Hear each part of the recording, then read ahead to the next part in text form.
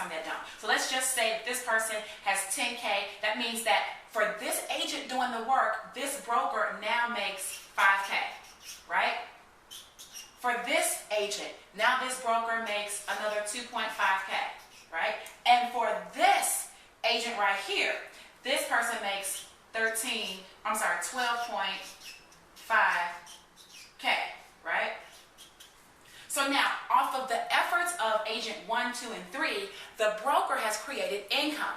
That's called leverage, okay? And you see this every single day. You know there are real estate firms that have brokers and they have agents that go out, they sell houses or they buy houses or whatever it is they do, and they make an income, they make a profit. When they make this money, a percentage goes back to the broker, okay? So hopefully everyone understands that. It's something that is done every single day, all right? You're living around it. If you bought your house probably from an agent, okay, who worked for a broker. It's just the way it works.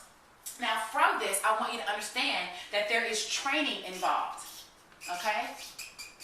There is some level of training involved, all right? Now, whether it's the broker, him or herself, who literally gives the training to the agent, or whether it's the brokerage firm. Let's just say, and I won't name any companies, but let's just say, it's a huge, huge firm that's nationwide, worldwide, and this firm provides training to not just the agents, but to individual brokers as well. You see, there is training that's involved in this, because if these agents do not know how to effectively perform their jobs, not only do they not make money, but then the brokers don't make money either. And the whole point is that the brokers want their agents to be highly trained, to be specifically skilled in what their roles are, so that the broker can make additional income in addition to what the broker is doing for self. They can make income from what their agents are bringing in as a part of being the role of a broker. So training is very, very important. But there is a problem. There is a very fundamental problem with this equation. You see, I'm going to start down here at the bottom.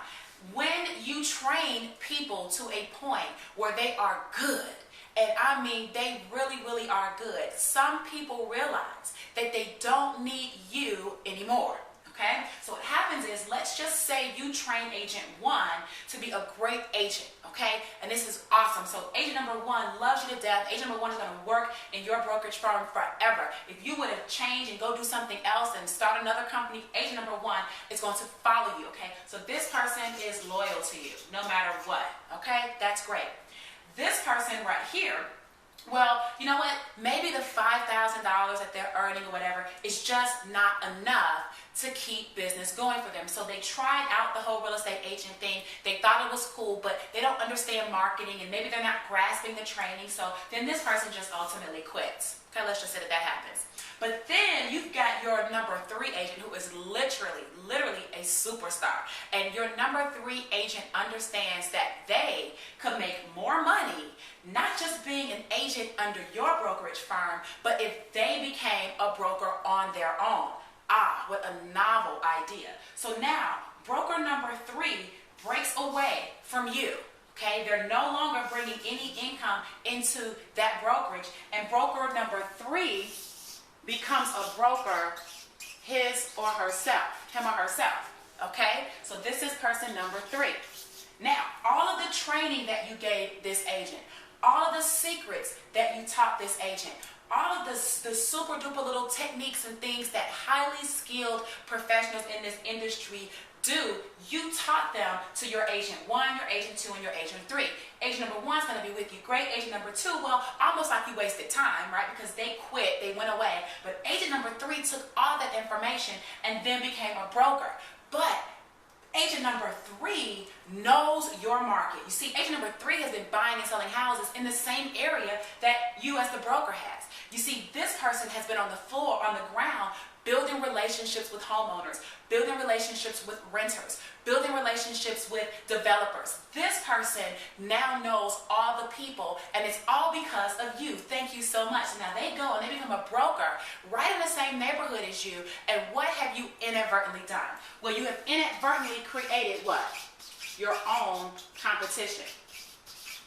Now, your own competition, which means now your previous agent is now competing for the same business that now you are competing for.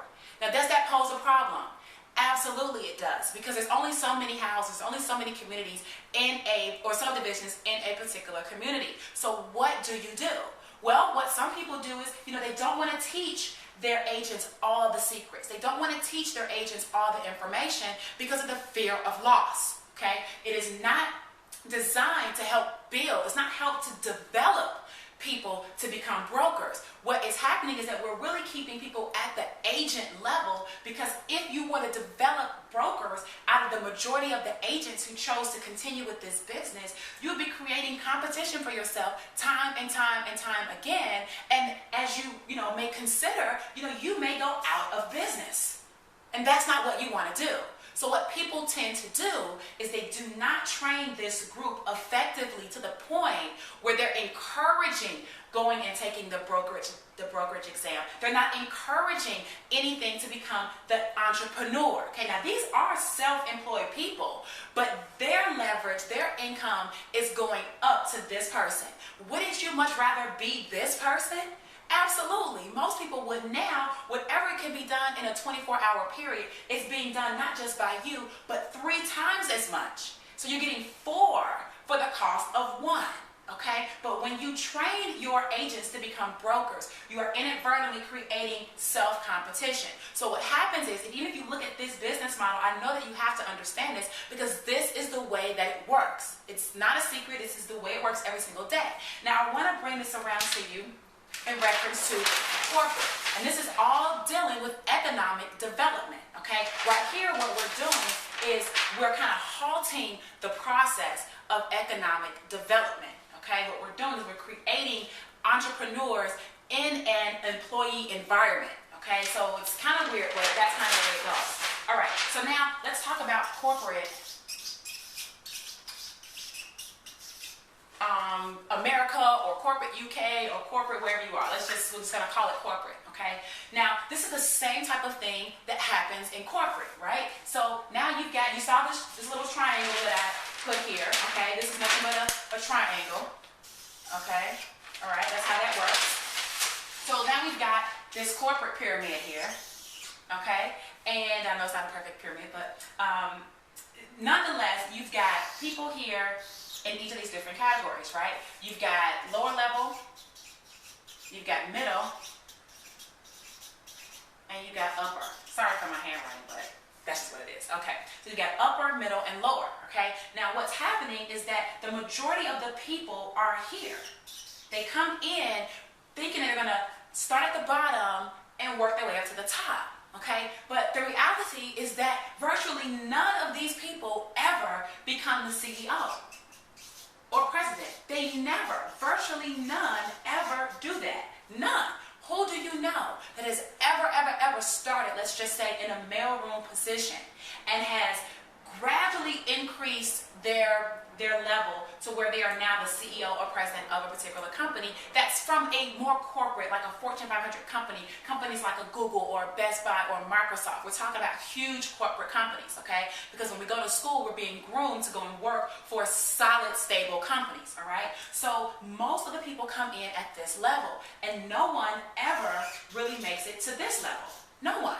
So this is not a good model, period. And secondly, I want you to understand from what I just showed you from the real estate agent example. You see, this middle management person, your manager, well, you see, this person has literally no incentive to train and help these people down here. They do not, unless they are paid to train you down there. They have no vested interest in training you. They do not, and they don't want you to know what they know, because now they run the risk of their job being terminated, right? If they create superstars down here, okay, they create all these different superstars out in the lower level, and a percentage of these superstars get it, and then they start submitting their applications for promotion, different positions that become available to middle management, and if these people started to take over the middle management